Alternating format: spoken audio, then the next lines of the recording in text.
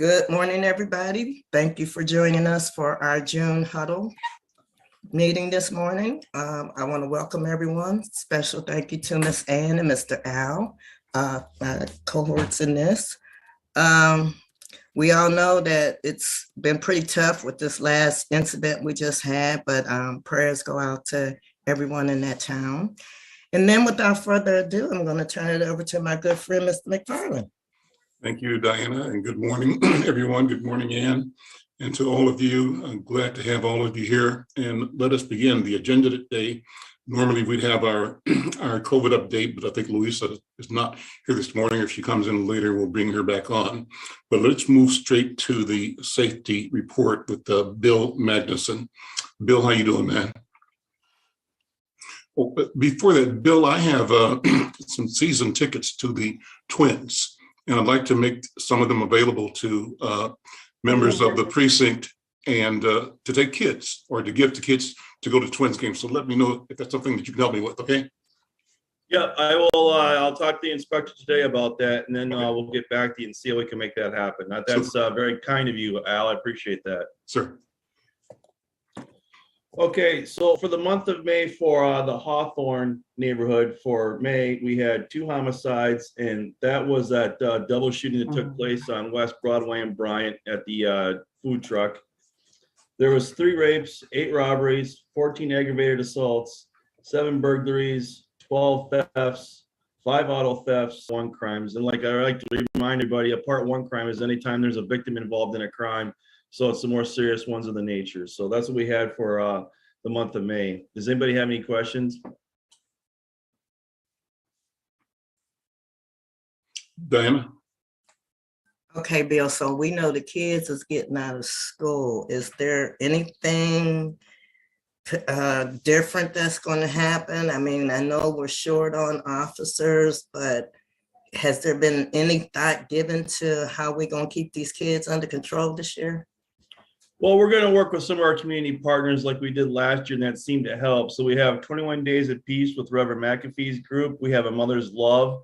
That is one of our community partners that helps us out. And then we have Trey Pollard's group. We push for peace that we use him and then his group. And then we met with the inspector and I and my colleague Shannon McDonough met with this young gentleman that has, I think it's called Strongman Group. And that he sometimes will provide his men that he works, his employees, to our Office of Violence Prevention, what we found out. So we're going to use him a lot too with his group. So we have these community partners in place.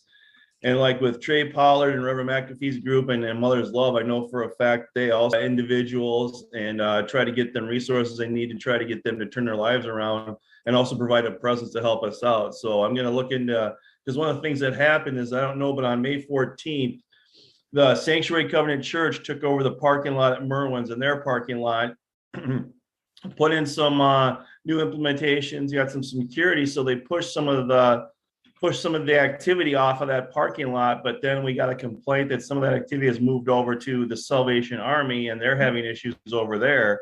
And so now I'm going to talk to the inspector today about using one of our community partners to go provide a presence over there. So, and that was my fear when that happened, is like, we're going to try to go from one area and get it cleaned up and help out that area, but it was just going to move. So it's just one of those things that we just got to stay on top of. But that's where we're at right now. And that we just use those groups because it's also community partners. It's also working with our community, building trust within our community, and then also helping us out because we are such short staffed. That's good though. It's good to know that there at least is a plan. You know, it's just not, well, we're just out here. So thank you for that. Yeah, no, Inspector Adams is very, very on top of things. So Great, thank you. Any more questions? Bill, thank you so very, very much. Let's now go to Brother Clarence Jones with a report from Human. Brother Clarence, unmute. I'm sorry about that. I'm forgetful. Good morning, everybody. Thank you for the opportunity to once again to be here and to report about the work that Human is doing with Hawthorne. We're very excited about it, and I have to do a full disclosure today. We're honoring people. All of them are members of Human, and I had nothing to do with it. nothing. And I don't know if Diana knew that all of these people were a part of the Human, but they are part of the Human. They're part of the work that we're doing in the community. And all I will say is that we have put a couple things in the newsletter that will talk about our work, but there's a lot of things that's happening. And so we are utilizing people from our community in order to address some of the issues. And so we'll talk about that a little bit later, but that's my report. We'll hear from our people first later. Questions or comments? Clarence, thank you. Thank you for, Ann, you have a question or comment? Okay. Clarence, thank you for the wonderful work and for your partnership. Let's move on to honoring those who make us better.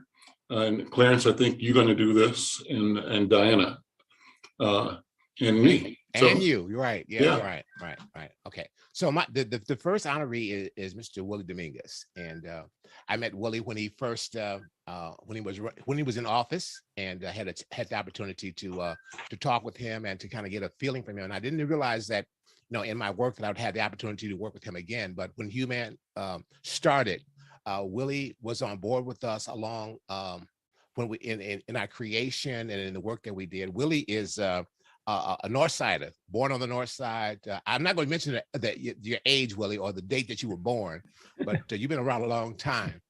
And Willie was, as I said before, he was a state representative for this area. He has been working with PICA, and he is also the co-chair of Human. So when you see me a lot, but you have to also understand that Human has a lot of different partners. And so Willie is the co-chair. And I'm gonna say this real quick while I'm here. Sean has been with us since the beginning, and Prince is a star, but somebody has already said that. But anyway, but we're talking about Willie. But Willie has been a wonderful supporter of the work that's happening in North Minneapolis, and so we're very honored to have him. And as you can see on the screen, this is Mr. Augustine Willie Dominguez, and he is being honored for his work that he has done in the past as a North Sider, but he's also the head of the Male Involvement Program in PICA. And it says here, for outstanding vision, dedication, and commitment to excellence. Thanks for putting community first. And I can assure you that when you hear Human, you also hearing the term Willie Dominguez. So I think that we're very honored. And I guess they're going to ask you to say a couple of words, Willie. Is that right? Okay. And Willie got a lot of words, so we'll it's a good thing we got a mute button. Come on, Willie. Well, it's pretty early in the morning, so I don't want to say too much, but firsthand, I really appreciate this award. It really hits my heart because it comes from the North Side of Minneapolis. It's really an honor to be part of so many communities that we work together. Some people say that you're rich by dollars. Well, I feel I'm rich by community, working with all these organizations, putting things together to make it better and go forward with our community over here on the North Side of Minneapolis. And I have to say, we have worked over South too, doing a variety of community events, being part of a larger community, a village that is really trying to work hard for both communities, and it's a joy to be part of that. And that's what I've always done in my life. I come from a family of 19. I'm the 18th, so it's always been inclusive, and I want to continue to do that. Again, this is something very special. Working with PICA and my team, we've worked very hard working with Human, working with Father Festivals, working with all these entities, and had the privilege to work also and voted in at the Minnesota House of Representatives to represent the district that I lived in, or still continue to live in. That's really rich. And so I appreciate the support from my family, my friends, all of you that have helped support each other, because it takes a community to work forward.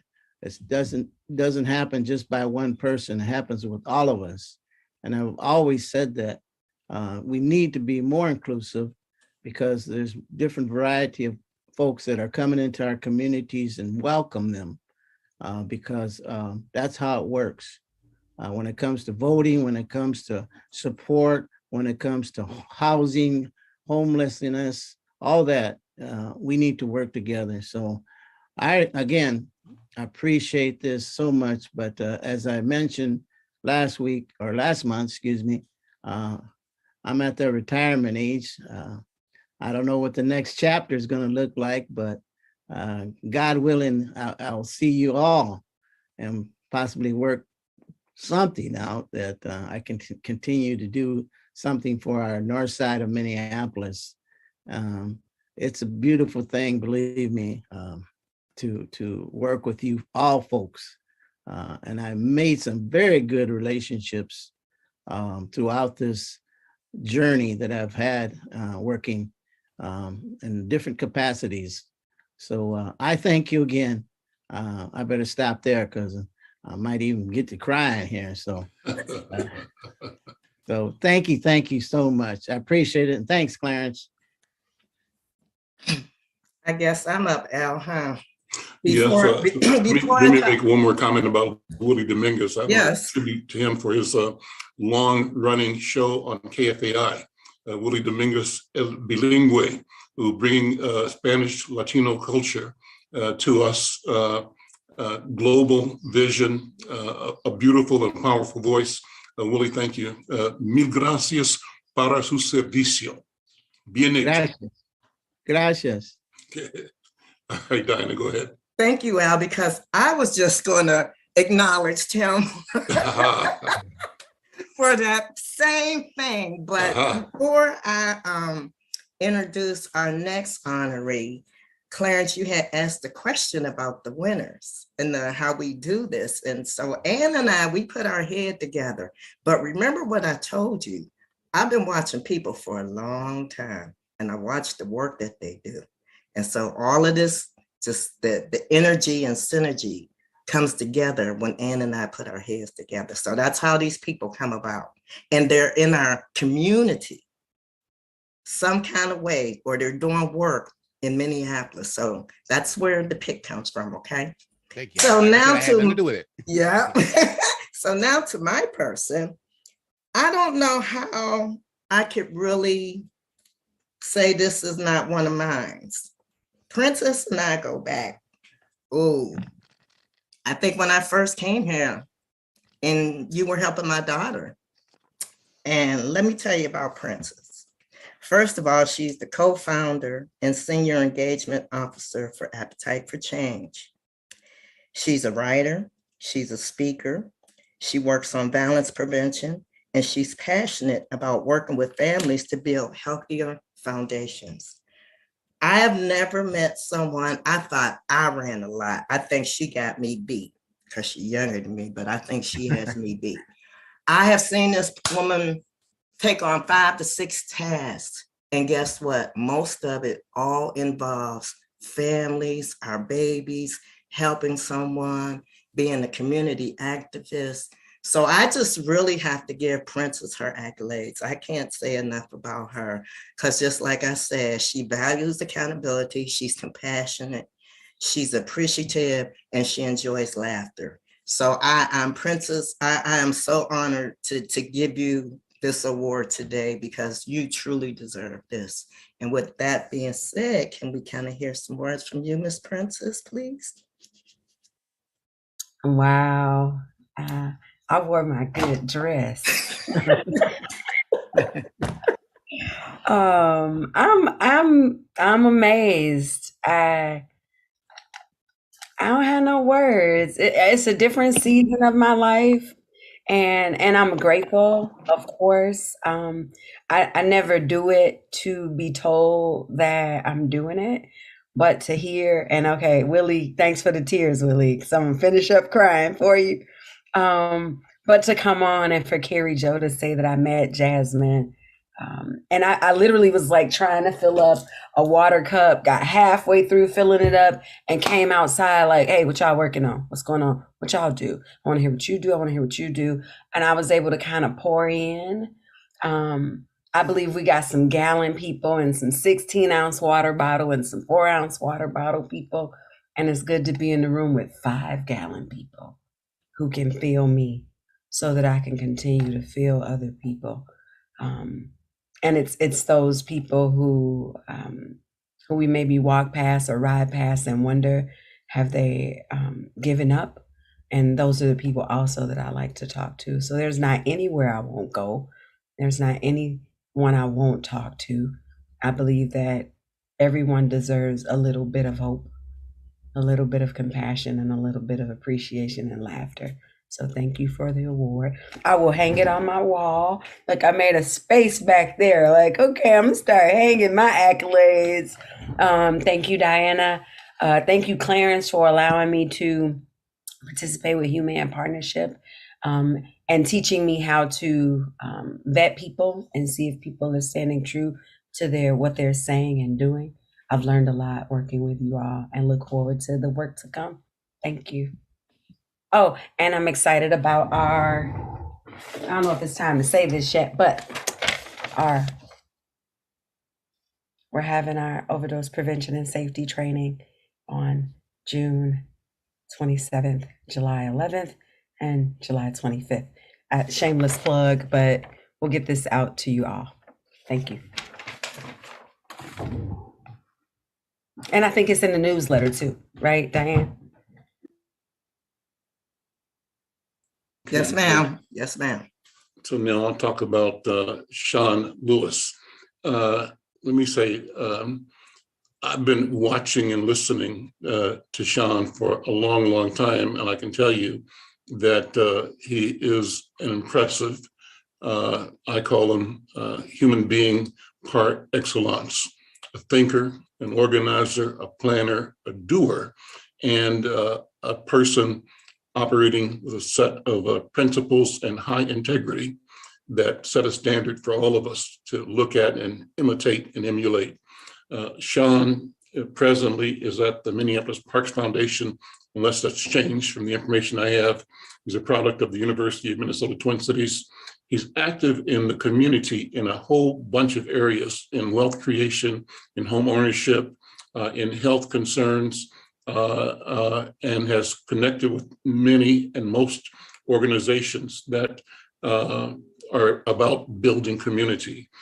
He's an experienced, according to his LinkedIn page, specialist with a demonstrated history of working in the governmental administration industry. He's skilled in nonprofit organizations, diversity training, project coaching, facilitation, and philanthropy. A Bachelor of Arts degree from the University of Minnesota, focused in political science. And I know that he works with people on my team on a regular basis to help them sharpen their ideas, their analysis, and their approach to creating stories for Inside News.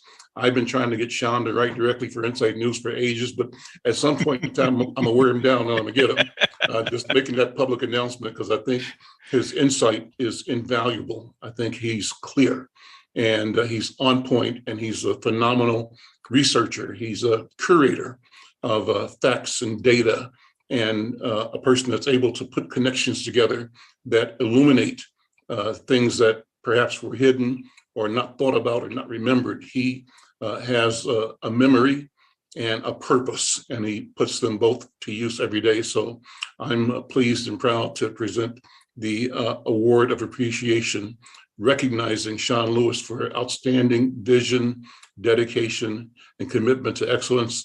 Sean, thank you for all that you do for our community and for humanity. Sean. Wow, that's an awful lot. Thank you so much. I'm deeply humbled by this recognition. And it makes me think about something that Dr. Martin Luther King talked about in one of his speeches. He talked about he didn't care about getting a Nobel Peace Prize. He didn't care about all the awards that he got. He just wanted to leave a committed life behind, because I understand what he says. You know, with the stuff with COVID and the other things going on, you never know when your time is going to come where you meet your maker. And you try to do the best that you can with what you have in the moment that you can. And that's what I've tried to live up to. And I know I stand on the shoulders of other people historically and other people locally. I'm so honored to be recognized with Princess and Willie. I've admired them both about their dedication and commitment to the community and to our humanity. And I'm at a place now where I'm at the Minneapolis Parks Foundation, and Brother Paul Balknight is the director, and we're involved in efforts that call about reimagining the civic commons, and that's why I'm here from Akron, Ohio. And we are about, trying to use the civic assets, parks, green spaces, libraries, and other community gathering spaces to achieve outcomes of community engagement, social mixing, and economic vitality, and also environmental sustainability. So we are working in North Commons Park. We're working to connect North Minneapolis residents and along the Mississippi River. So I feel so honored to be recognized, and I view myself as a servant leader, and I'm just trying to do the right thing. Willie talked about his large family. His large family is nothing compared to mine. I'm just the youngest of 7, and Southsider for all my life, and then get married and then move out in other areas. But I'm deeply humbled by receiving this award, and thank you so much. Thank you. Thank you for all your work. Paul, good to see you again. Thank you for your team. I think we're in good hands, with people like Sean Lewis and Paul Balknight with the Parks Foundation. What's possible is unlimited. And I think it's a question of recognizing the power of imagination. And I think Sean brings informed imagination, and you couple that with the visionary leadership of a Paul Balknight and others around this table. I think we're on the edge of something new and something bright and something brilliant. So I thank you. I thank Princess. I thank you for your work and your vision. And I thank Brother Willie for all you have done and what you continue to do. You are a light among us, and your family is a legacy that I think the entire community and world can and should be proud of. So to all of you, thank you so very, very much. Then we will, any questions or comments? Anybody else want to heap some praise on people that are praiseworthy? Well, again, I just want to say we all couldn't do this work if it wasn't for us and our visions. We're really working hard over here on the north side. We just don't get that accolade that comes with it because of the things that happen in our community. But we are powerful. Yeah. And we continue to be that way. It just shows it by the people that show up at 7:30 in the morning and want to do the work. So thank you, y'all, so much. I really appreciate it. I really do. Thank you. Thank you so much. Well, let's move on to our main topic for today. Fascinating topic, a powerful, again, visionary opportunity. And I'm talking about the North High Community Solar Garden Project. Kyle Samajima, maybe I'm saying that wrong, but you can correct me, and Crystal Porter are here. Good morning to both of you. I'm turning the microphone over to you, and you can share and present as you wish. Kyle, I've just made you a co-host because I understand you want to share a slideshow. Or shall I make Crystal the co-host? I can do it, and we'll both be presenting, and she can just say next slide. Yeah. We need somebody to mute.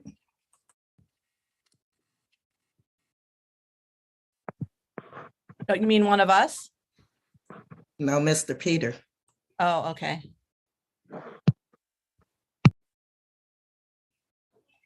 There we go.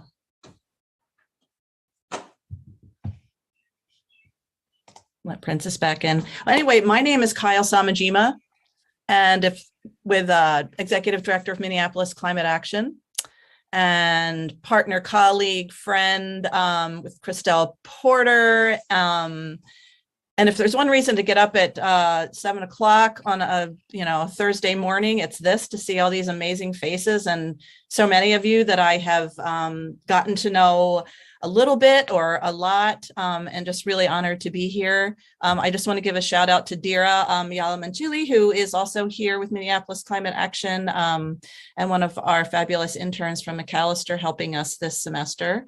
Dira, if you want to just say hi quick. And everyone. And I'll hand it off to Christelle in a second, who will kick us off. But I just want to preface all this by saying, Diana, thank you so much for everything that you do to pull this together and create this community, because that is what it all comes down to. We'll be talking about a piece of infrastructure around renewable energy and democratizing renewable energy, which is critical. We have to reduce greenhouse gas emissions because of climate change. But at the heart of this are systems that need to change and community that needs to be built. This is not just about infrastructure. I'm so sorry. It truly is about, again, changing systems and healing systems. And this is one way to do that. And Christelle and I will do a brief presentation, and then answer any questions if we have time. And I'll hand it off to you, Christelle. And I will start sharing my screen after she does her intro. Hey, what's up, everyone?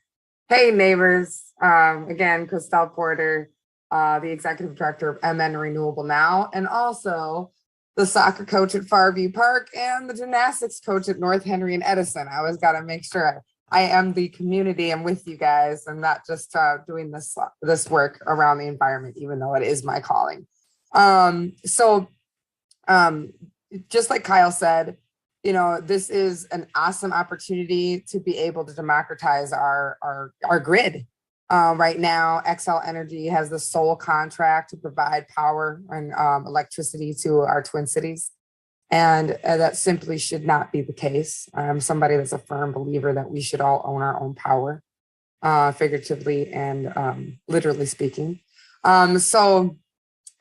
We're just basically going to jump into it right away. Kyle, if you could go ahead and start pulling up those slides, that would be great. I also am a staff at North High, so this is really exciting to me. I've been going to North High for a while and teaching the youth about solar, how it works, why we need it, and bringing them up to the roof and showing them the North High Community Solar Garden that's right up on top of the roof, that also gives power to their school as well as their community as well.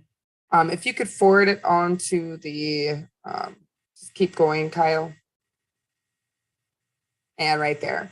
All right, so first and foremost, we have to talk about why. Why are we doing this in the first place? And when I think about it, when I think of climate change, I think of like, when I'm sitting in my car on a hot summer day and it's super, super, super hot inside the car, but just, maybe 80, 85 degrees outside. And that's kind of how our atmosphere operates. In the wintertime, it can be cold outside, but you go in the car and it feels warm because the sun has warmed up the inside of that car. And that's how our atmosphere works. So every morning the sun rises. And as the sun kind of works its way across our globe, the earth heats up. The soil, the water, it heats up. It takes time, that 12 or 8 hours that the sun is up in the sky. And then as it throughout the day and as the day goes by, then that solar energy slowly emits back out of our atmosphere and back out to space. And that's the natural warming effect. The problem with what we're seeing right now is because all of the extra greenhouse gases that we're emitting through human activity is causing the infrared energy from the sun to stay within the atmosphere much longer. It's causing our globe to warm up. And so, we're starting to see, a lot of issues because of that, especially when it comes to like more storms and more more disease, more pollution. Now this right here is a picture of the coal plant in Becker, Minnesota, and that's actually an oil refinery that blew up in Wisconsin maybe about 4 or 5 years ago, 2018. I wanted you guys to see that because this is how we get our power right now, currently. This is how we power our cars, this is how we power our homes. If you could click forward one. If you look back since 1980 up into 2020, the average amount of CO2 that was in our atmosphere has increased quite a bit in just a very, very short time. I don't know if anybody on this call has ever heard of MN350, but MN350, they got their name because 350 was the amount of parts per million of CO2 that we need to not go over in order to sustain on this planet. Currently, we are above 420. And if you could click forward another time, Kyle. Now, going back 800,000 years, as you can see, we never reached more than 300 parts per million, ever, actually, in the last 800,000 years. How they were able to get this data was, scientists obviously studying in Antarctica were able to drill down miles into the ice and pull up this long plug and study the ice, kind of like the tree rings on a tree. If you look at every single year of the tree, every single ring of the year of its life, they differ in color and shape and size. And that is based on how much water, how much rain, how much sun, how much pollution was in the air during that year. And that's the same with looking and studying at every year of ice, the melting and the freezing. And if you go back 300,000 years, you could see that we had raised up to 300 parts per million. And that was because there was a lot of ash in that ring. And that was because we had a lot of volcanic activity during that time. Now, fast forward to this time, we are, and that was 2017. Now in 2023, we're at above 420 now. 420 parts per million, and that is directly related to our human activity. And because of that, you can go ahead and you can go forward again, Kyle. And because of that, we're starting to see sea levels rise because the glaciers are melting. Actually, Glacier National Forest, the glacier is actually almost completely melted for the first time ever in human life.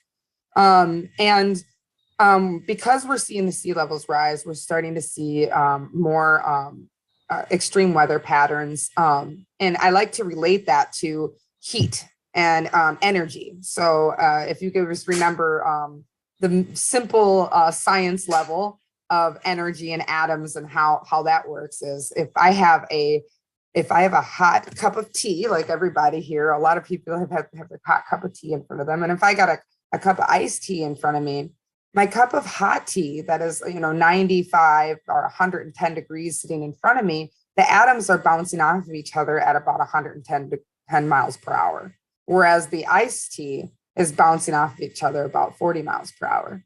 So when you increase the energy in anything, then we start to see extreme weather patterns on our planet. And because of it, now we're seeing floods, more drought. So extremities, you're going from flood to drought, from drought to flood. And then, of course, when you see that, then you start to see a lot of our precious organisms and ecosystems start to die off. And we start to see an increase in disease as well. Christelle, can I throw in there a quick anecdote? Patsy Parker, who works for years with Growing North and Project Sweetie Pie on the North Side, spoke at the Community Connections Conference recently about climate change in North Minneapolis. And she said, it is here. Their gardens, basically, some of them just died last summer because of the heat, because of the lack of rain, and because of the lack of access to water. Now, not everybody felt it the same way.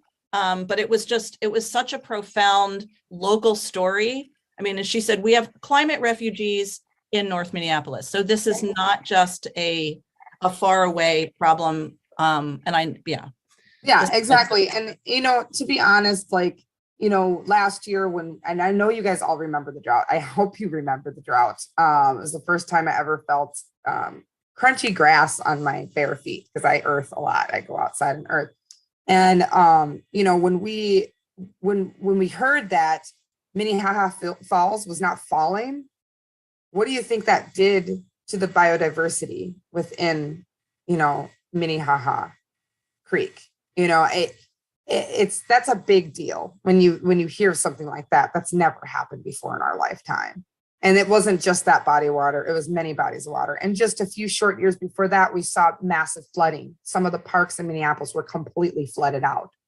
And so this is the extremes that we're talking about. And that's just a small little taste of what we possibly can experience if we don't get a handle on it. So real quickly, I'm going to go through the next couple of slides real quick. Minneapolis, most of our greenhouse gas emissions which is crazy, is coming from our commercial and industrial buildings, 46%. And then just below that is our transportation, driving our cars, the larger transportation vehicles that are delivering all our goods and services into the city. And then next would be our residential buildings. If we were able to cut those three things down drastically, we'd be able to really get a handle on it. And that is through first and foremost energy efficiency, addressing the envelope, tightening things up, sealing things up, and making sure that our utilities are more energy efficient. And then the next step would be obviously increasing our load. So most homes in Minneapolis and St. Paul only have 120 volts of electricity in their panel in the basement. And really, we need to increase it to 240 volts of electricity. And that way we can electrify. And if we electrify, then we can go 100% renewable. So there's steps that we have to take in order to get there. And so, when I look at this, I go, okay, let's first and foremost hit that energy efficiency mark. And then look, ways to reduce greenhouse gas emissions. It just basically matches up to the other. Let's address the envelope, building energy efficiency. And then of course, when we are able to electrify, then we can increase the electric load in our home and then electrify. And we don't have to heat our homes from natural gas. We don't have to heat our water from natural gas. We can get an electric vehicle and plug it up at our home. We have enough electricity to be able to do that. And we can also install renewable energy options as well. Next step, and then I just wanted to, the last slide real quick, I did want to say something about that. We do here in America, we do live comfortably. We are very privileged. And what's crazy is we are one of the largest contributors to greenhouse gases in the world. And, what's really sad is that if you look at this map, the folks that have the highest vulnerability are not largest contributors. So that goes to the next slide. And here we are, and especially North Minneapolis, and the Hawthorne neighborhood knows this very well. Black people are 75% more likely to live near hazardous waste facilities. This when we're talking about GAF. This when we're talking about the HERC. We have 2 rooftop shingle factories in North Minneapolis, not just GAF, but also Owens Corning, which is up by the railroad tracks. We also have 5 metal recycling facilities, not just one. And we are positioned right next to where the entire Hennepin County, every single city in the Hennepin County sends their trash to burn here in our community. People of color in the US are exposed up to 63% more pollution than they produce. 63% more than they produce, while white people are exposed to 17% less. And so, when I bring this stuff up, it is very much so an environmental justice issue. A lot of people are going to be able to escape it because they might be more privileged. They might be able to turn on that central air. They might be able to escape it for a time being. But the thing is people of color are going to feel the first effects and the strongest effects of this. So that's why it's very important to pay attention to these issues and actually get a handle on it right away. But at the end of the day, we're all going to feel it. We're not going to be able to escape it. And so it's best to just start everybody, all hands on deck. And of course, this slide right here, the reason why it affects us more, we are more likely to be affected by it first and foremost, and we have been for a very long time, is of course racist redlining And if you know about the racial covenants, and the Black community was, strategically placed in places that were by heavy and light industrial areas in Minneapolis because they were undesirable places to live. And because of it, we have the highest rates of cancer, asthma, chronic bronchitis, and lead poisoning in our children and our families. So I'm going to pass it on to Kyle, because I want to get into really about what we're here for. And that is, we have an amazing community solar garden on top of North High School. And that is a wonderful opportunity to be able to take matters in our own hands, lower our carbon footprint, and also be in a position where we own the power and we can sell that power to Xcel Energy. So now we become the power company ourselves. So Kyle, go ahead. Thanks, Christelle. And yes, I mean, this work really, we'll talk about the North High Community Solar Garden, and we'll kind of go through this information quickly, but know that you can reach out to us anytime. We are glad to come talk to other groups about this and explain this more. Some of you are hearing this for maybe a second or even third time, but I know for me, we are all learning this together. I will always be learning. We all will. And there really is only one way to do this work and make these changes, and that's together. I mean, we've heard all the, it's dire, and these issues are based on deep systemic, traumatic problems. And there are so many of us that are working to create incredible solutions, including pretty much everyone on this call. So makes me hopeful and excited. But the way community solar works, and I'll get into some pictures and less text here, but basically a community solar garden, there are 900 panels on the top of North High School. Those panels will produce energy that will go into the grid. These panels are not connected to your house or apartment, and people can buy a share of that energy, and Xcel is required by law to pay them for that renewable energy. I will say that Xcel had to be and still has to be pushed to do this well and do it right. So there are a lot of environmental justice issues to deal with Xcel. This is, one little visual. Christelle and I went up with some teachers and students at North. This is such an exciting opportunity for them to see, first of all, Black leaders in the community leading these projects, from Jamez Staples, who owns Renewable Energy Partners and is our developer, to JT Thomas, who Christelle just took him up on the roof with students from North. They can see, a Black business owner installing panels all over Minnesota, and that this is a career that they can have as well, especially at the training center that is already launched at North High. So this is a cool visual from the air to see those solar panels. A lot of people don't even know they're up there because you can't see them from the ground. So it's really our job to kind of bring that down to the ground level. The second from the left, that's JT Thomas, who owns Go Solar Construction, who is our solar installer. And as many of you know, Jamez Staples, North High alum, owns Renewable Energy Partners, who is our developer. And basically, again, the way it works is that you're a subscriber.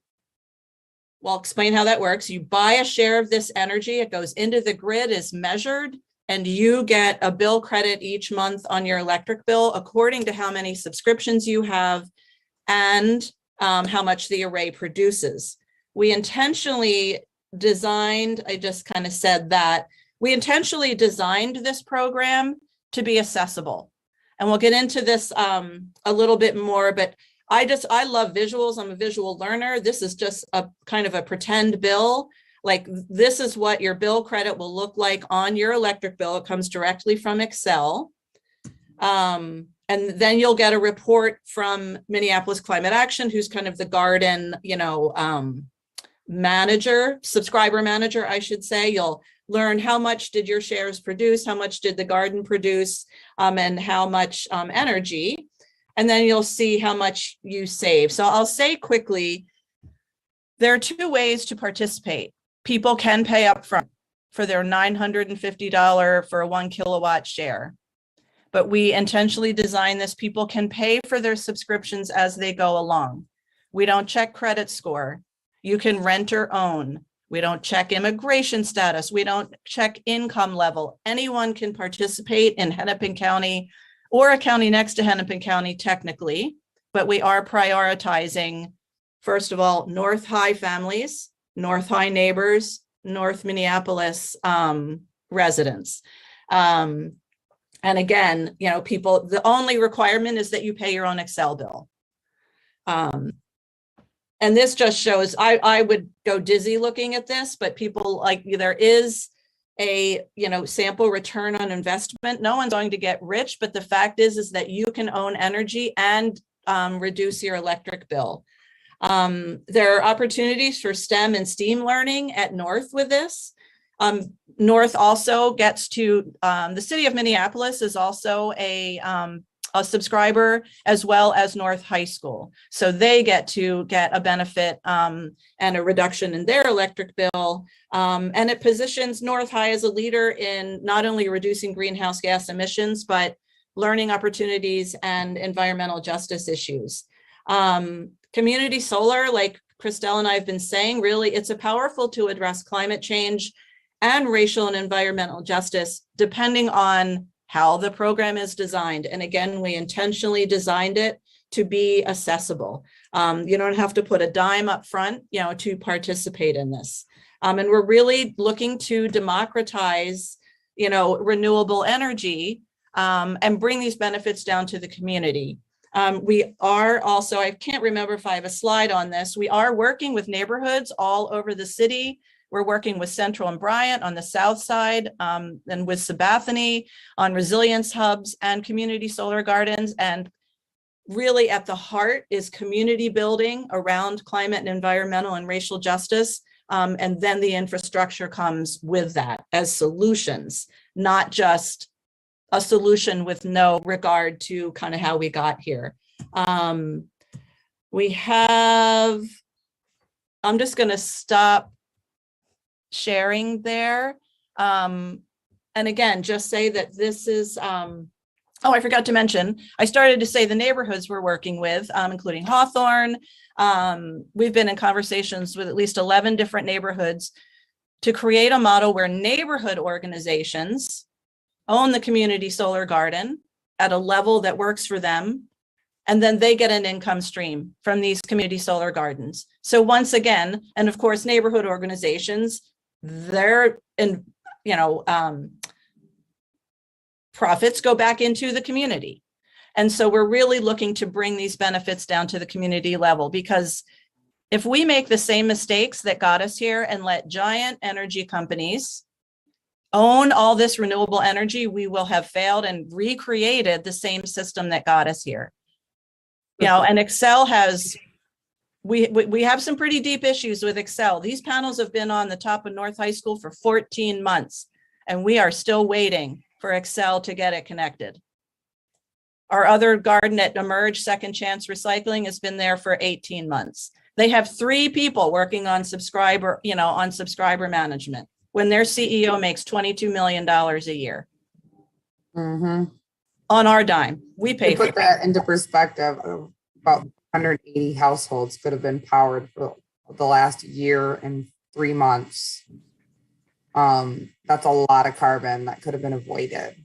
Yeah. And yeah. Immediately. So, but it will be hooked up soon. And of course, subscribe, you're not paying for it while it's not hooked up. Right. You're not paying for it until it is, until the power is actually going into the grid. So that's good as well. Exactly. And I'll put some links to some resources in the chat again. I know we're probably over time, Diana. No, not okay. Does anybody have any questions? Clarence Jones, I do. So you're talking about other neighborhoods. Are there other neighborhoods? Are they going to have their own separate solar gardens, or are we just doing it all with North High? You know, community solar gardens can be developed anywhere. This one in particular that was developed by Jamez. That one, anyone can subscribe to it. To be honest, anyone can subscribe to it as long as they live in Hennepin County or any county that touches Hennepin County. That's a state law that was actually passed with Excel, and another evil thing about Excel where they limit the whole what do they call it, adjacency law. That's what it is, adjacency law. Because reality is anyone should be able to subscribe to it as long as they're an Excel customer. But yes, there are new community solar gardens that are being developed and popping up all the time. The thing is, and this is one thing that I like to point out to folks, is this is a unique moment in time. We do not know what will happen the next legislative session. Every single year, something else happens. And especially when it comes to energy, something this huge, because we all depend on something like this. That is, it's a huge moneymaker. And there's only a few people or a few companies or corporations that are involved in getting us our power. Mm-hmm. So what I mean by that is we never know what's going to happen in the name of community solar. Who knows? One legislative session away from, we don't know who's going to get elected next, and we don't know where the powers are going to lie when it comes to our legislatures. So we could end up losing community solar altogether, but those who are in it now. And so, so when I talk about rooftop solar, like single family homes, people putting rooftop solar on their home, that's not as much a threat to Xcel Energy as community solar is.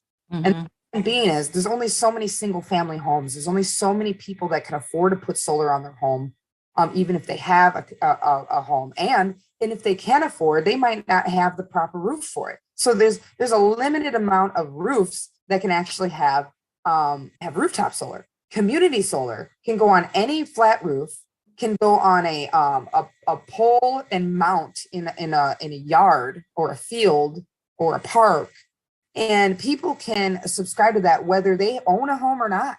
So that means this opens it up to every single person. That's why Xcel Energy doesn't like this, because anybody who has an Xcel Energy bill can be a community solar subscriber. This is an actual way to democratize our grid, an actual way to democratize community solar and to involve every single person. Mm-hmm. And so I have a question. Let me do a real quick follow-up question. My follow-up question is that what's happening to that power that's not going into the grid? So it's not even hooked up into the grid right now. Right. I'm saying what's happening? It's hooked up, but they're not drawing from it right now. No, I mean, it's not even, it'll be connected to the grid in July. I mean, the panels are just sitting there. Yeah. They're just sitting there for these 14 months. And literally they could go bloop and flip on the switch, but it's not, because they're slow walking it. And Xcel Energy has, gotten in trouble for slow walking community solar. And trouble, they got sued $1 million, but that's still nothing to them. So do we lose that power? I mean, I guess that's what my question is. I mean, so it's not hooked up to the grid. Does it go back to the sun or what? I mean, I don't get that. It's just sitting there. It's just sitting there. Oh, it's sitting there. Okay. Yeah. Right. I mean, if it's attached to a series of wires, and once those wires are not actually connected to the grid, it's not going anywhere. They're just the solar panels sitting there getting done. It's not serving any purpose. And that's really sad to me. It's lost potential. That's what I'm talking about. Yeah. Yeah. So I think what Clarence is saying is that Xcel is still making money because they're not hooked up. We're not hooked up to it. So therefore they're still getting that money. Exactly. And that's why they're taking their time, because this is money that they would potentially be losing because they pay the subscribers that are subscribing to it. They'd have to pay them for that power. So my question is, they're still in control. Mm-hmm. But here's the thing, Peter. Oh, I'm sorry, I didn't mean to interrupt. Go ahead, Kyle. Well, I just feel like this is why these conversations are so important, because I think most people are not aware. There's so much going on in our lives. There's only so much you can be aware of. They're not aware. And to us, the more people that know about the opportunity, that sign up for it, and then know what they're missing, that is pressure on the Public Utilities Commission. Our city council is kind of waking up. There are some city council members who are mad, really mad at Excel, which helps. So everyone that understands what's at stake and what Excel is doing, it helps. And to use our voices to make sure that they're doing the right thing. Thank you. And we do have active, site selection. We're hoping we do have to have a kind of a minimum roof size. It can't just be, like a little tiny roof. But we are in active site selection. We need help in doing that. We need more resources. We're working actually with Tech Dump over in St. Paul. They have a huge roof. And so that'll probably be our next community solar garden. But again, you don't have to live, it can be a community solar garden that the Hawthorne neighborhood owns, or, part owns and gets some income from. So, yeah. And that's something. But I will say quickly too, sorry, Christelle, North is almost full and we really want North side families to be in this community solar garden. There are some families that aren't, from the North side that are in it. But we are prioritizing that. And it is filling up fast. We probably have room for about 10 more families to sign up, or individuals. And so I just want to really emphasize that if you know people interested, I'm meeting with Brett from Seeds of Harvest next week to get a bunch of the Seeds of Harvest families involved. So again, it's filling up fast. But even when this fills, we want to create that community knowledge, connection, and solidarity around building the next one. Yeah. And we have talked about in the past, and I, as you guys probably know on here, I used to be the executive director of Cleveland Neighborhood Association, and Diana Hawkins, we have talked about this with other neighborhood associations. There's about 74 neighborhoods in the city of Minneapolis, 70 neighborhood associations in Minneapolis. A lot of them still have quite a bit of NRP funds left over. And this is actually a way to actually continue to fund the neighborhood association. To, if each neighborhood was able to move some of their dollars to build a community solar garden in their community, and they were the ones to maintain that community solar garden and subscribe their neighborhood into this, you're building wealth within the community. Now you've got members that own solar that are selling it back to Excel, and then you've got the neighborhood that is getting that is securing those dollars every single month by providing the maintenance of that community solar garden.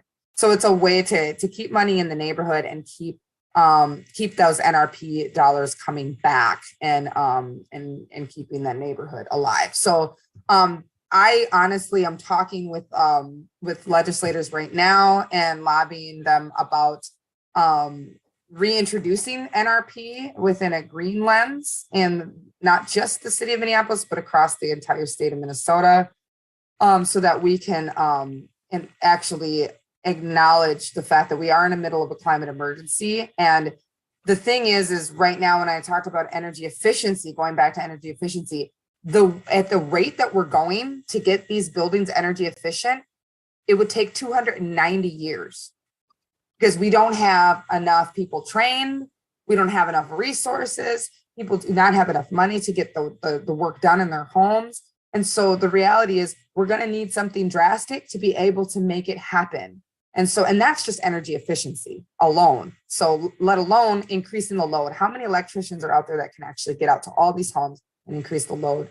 How many plumbers and how many contractors can get out and actually make these updates on these households? So we got a lot of work to do. And I really, truly believe that this model with NRP and neighborhood associations is a way to be able to get there in a way quicker way. Right. I do want to give it, I think Kenna had to leave, but I did, Kenna Kottman was one of our first subscribers last year at PowerFest. So that was super exciting. And Sean also is as well. And yes, Princess, there is a solar array on a community solar garden on top of Shiloh Temple as well. And that is done with Cooperative Energy Futures, another solar developer, and Minnesota Interfaith Power and Light, which are partners. I think the beautiful thing about the Twin Cities is there's so much cohesion and partnership amongst not only the environmental organizations, but again, like our work with Central and Bryan on Southside Goes Green, and working with Hawthorne and Neighborhood Hub. And it's powerful, and we need to use that power fast as possible. All right. I want to say as fast as possible. The urgency thing can get in the way of the community building.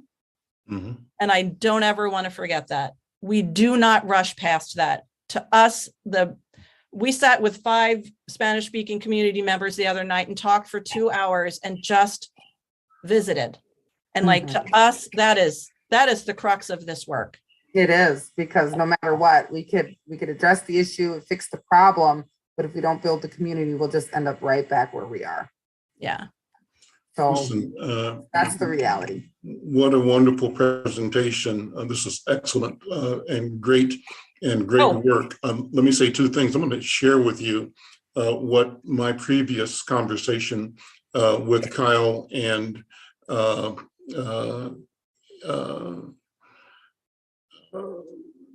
I'm having a mental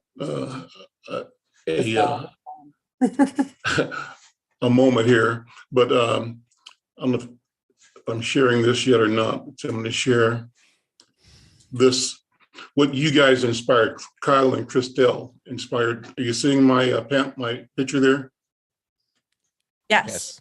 So we just talking to them helped us visualize this idea of our community broadcasting, embracing, reflecting our commitment to Northside going solar. And I think that from my position as an editor of the community newspaper, our job is to support the idea, the ideation, so that our people have a mental image of who we are, what we're doing, where we're going. And I think this was a powerful way to present that to the community. And I want to flip inside and show what we did in terms of a Crystal story called a column by our reporter, Brenda Lyle Gray, called Planet Rescue.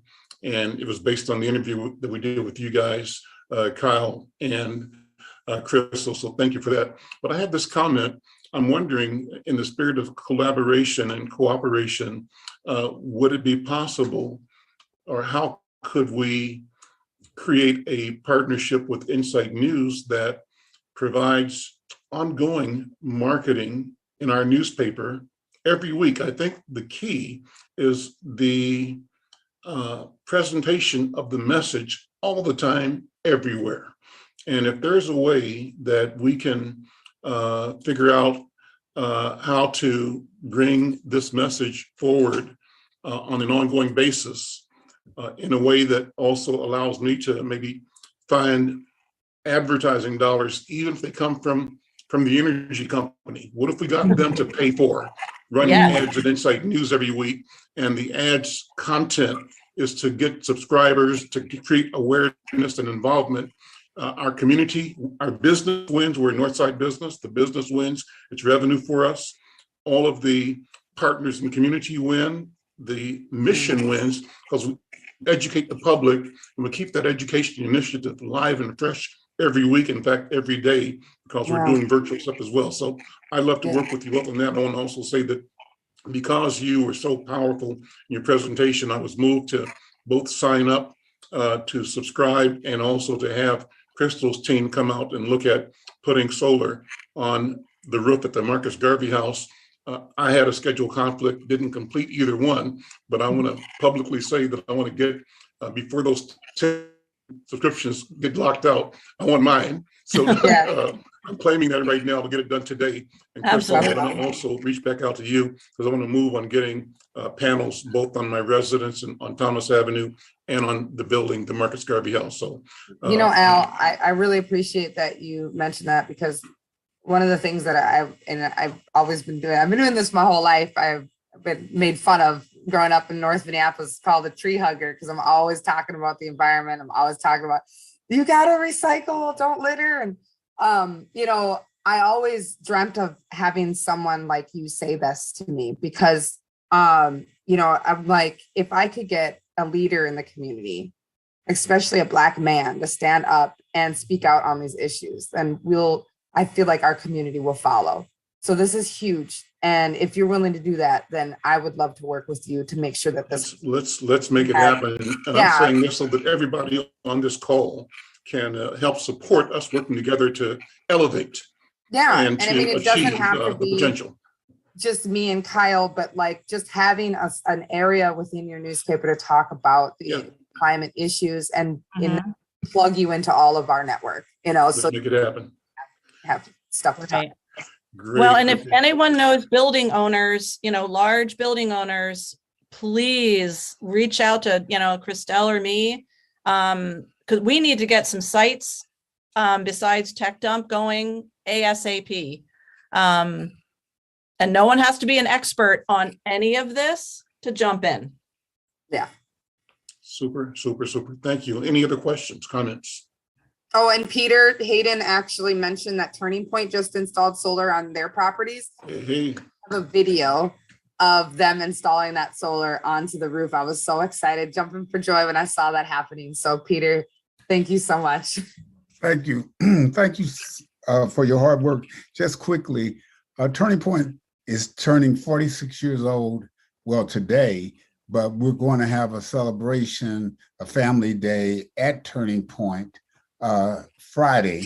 And I'd like for Al to have his camera, and for you, maybe Christelle, or I don't want you to speak, Kyle, but maybe just be there to show what's happening in the community. I have talked about chemical health, mental health, and environmental health. Even people who are trying to change their lives are starting to understand that. So I appreciate your efforts, really, and anything that I can do, even though the installation didn't go through your company, I certainly will. The other 4 buildings we have, when we come to that, we'll come to you. But keep us surprised. You just don't know what's going on until we have these types of meetings, Diana. Right. And of course, all those issues of mental health, physical health, environment, they're inextricably combined. You cannot pull them apart. You cannot pull racial justice out of environment, out of health, yeah. I'm not saying anything that no one doesn't already know, but it needs to be emphasized again and again. It needs to be said again and again. So thank you, Kyle, for saying it again and again. Let's move on. Next on the agenda is the Hawthorne Neighborhood Report. Diana. Well, does anybody have any announcements that they want to make? Because the only thing I have is the coalition, the Northside Urban Coalition. We're going to meet on June the 17th. And we're going to talk about the Metro Blue Line extension. And that's going to be a real interesting topic because a lot of people have a lot of mixed feelings about that. So that is my only announcement. But if any other announcement, just raise your hand and I'll have you chime in, okay? Kenna has an announcement. Go ahead. I can go after Carrie Jo. Kenna, go ahead. Okay, my camera's not working, and can I please share my screen? I just want to talk about below the Northside Arts Crawl, but I wanted to go after Carrie Jo, actually. Let's do it that way. Carrie, why don't you go first, and then Kenna, you can certainly let you share. Carrie? You're muted, baby!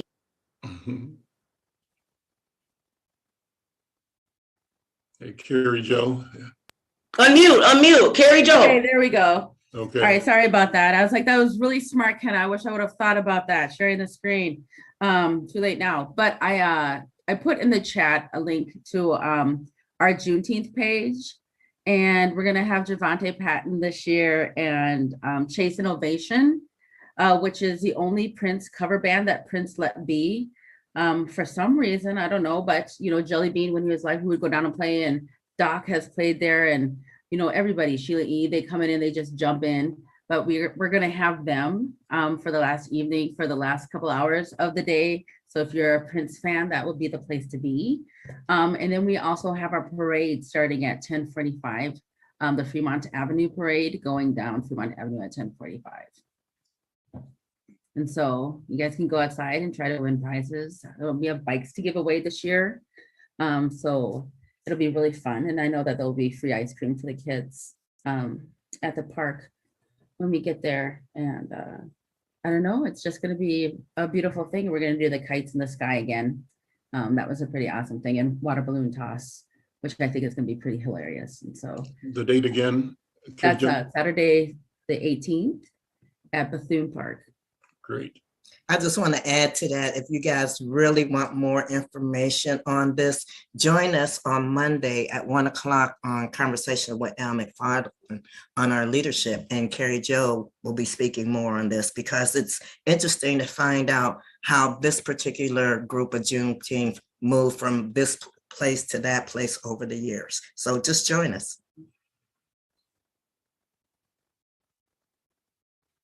I'm done, Kenya.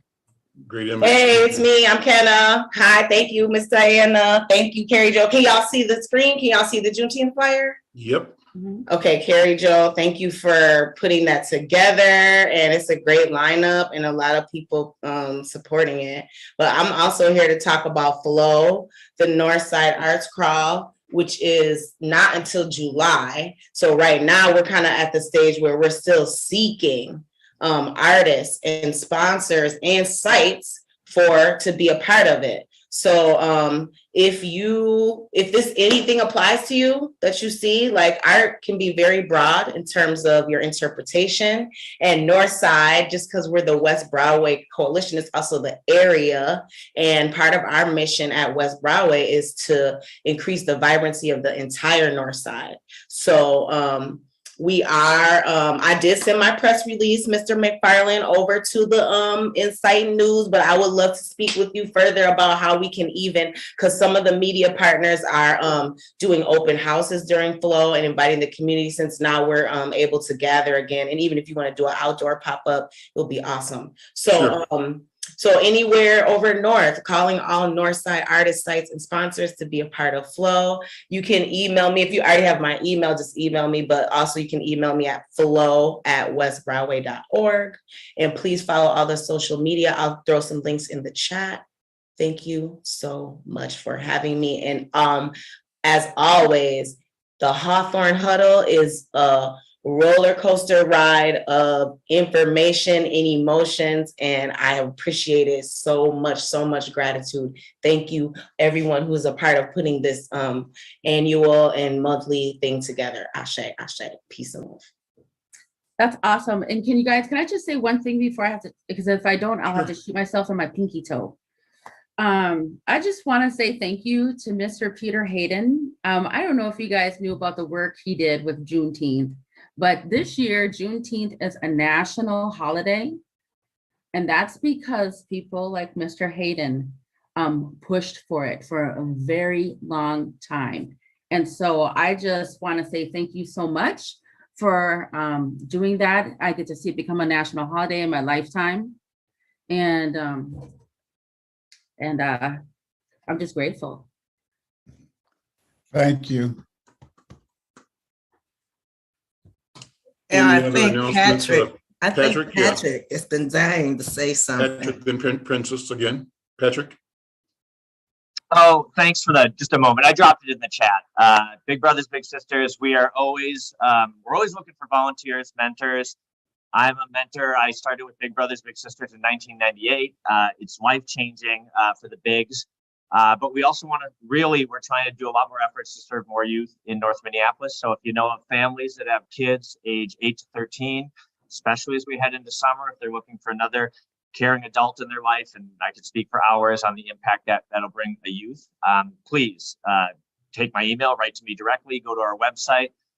There's all the buttons, be a volunteer, enroll a child, all those things, but would love to work with any of you. Great. Princess. Yes, and I'm trying to get to share the screen. I'm not even finding my Zoom page back, but we are hosting overdose prevention and safety training at Uroc. I mentioned that earlier. I showed the flyer. I can upload the link or get it connected to Diana so that she can share with everybody. So I'm hoping if you're interested in learning how to use naloxone to save a life and prevent an overdose, we're using the harm reduction method while we're doing this. And we're doing this human partnership, of course, Hawthorne, the city of Minneapolis, Steve Rumler's Hope Network is going to be actually facilitating the training. We'll have a light meal. We have tons of people that are interested already. So we're going to be doing 3 of these events first off and hoping that we can do more. Princess, you could share now if you'd like. I just made you a co-host so you can share. Okay, let me share that. All right, where's the share button? Bottom of your screen, maybe. Technology. Okay, there we go. I got Should it. be green, yeah. There you go. And can you see it, or what can you see? We can see it. Okay. You might see my Minnesota courts and all the other stuff I'm studying, like Diana talked about. But I know you put the information in the newsletter, and we have an Eventbrite link. As soon as we get that confirmed, I can send that link over so that people can sign up and you can share with your networks. Thank you. Thank you. Okay, and then let me add something to that. I just want to share this with you timely. In our upcoming edition of Insight News, we focus on the Black, Latino, and Native American organizations. This is a national story, forming a consortium to address alcohol-related harm in the U.S. And that's what we're doing here in Hawthorne at the Northside Coalition is really ahead of the curve nationwide. But the story is big and the work is big and resources are being available. So I just want to say this as encouragement to us here in the Northside and in the coalition to continue to work together and to be part of a national, perhaps global initiative to address opioid and other substance abuse challenges that we are experiencing. So our work is consistent with the movement nationally. Any other questions or comments on either announcements? I just want to say one. I'm gonna do this for Miss Ann. I let her be quiet this month because she talked all last month. So I'm gonna do this for her. Just so you guys know, July we don't meet. That is our break. But when we come back in August, I just want you to know that the huddle will be 26 years old when we come back in August. And I am so grateful to the 7 other people that stood by me and helped me do this from my living room to now to grow as big as we have in 26 years. So I just wanted to throw that out because I just saw her the other day, and I have to give all accolades to my best friend, Miss Rita Clark King and Miss Hillary Freeman for bringing me together out of that shell and to say, we're going to take our neighborhood back and create this huddle. So I just want to share my appreciation with everybody on that. And I want to thank all of you guys for over the years being here with me. And for a little bit I was gone, but I'm back and I got 2 great partners with me. So I appreciate Ann and Al every month. That's all I have to say. Well, we're ready to end on time, 5 minutes early. Any other questions or comments at all? With that, we'll adjourn the meeting and hope that all of you have a great, great day. We'll see you next month. And in between, keep up the good work. Thank you all so very much. Take care. Bye-bye. We'll be presenting this program, I think, later today at 1 o'clock to our social media. We'll live stream it at 1 today. So you can share it with people. And we live stream it not only to the Insight News local, but to the national Black press of America as well. So check it out. Thank you all. Take care. Bye-bye. Bye, everyone. Thank you.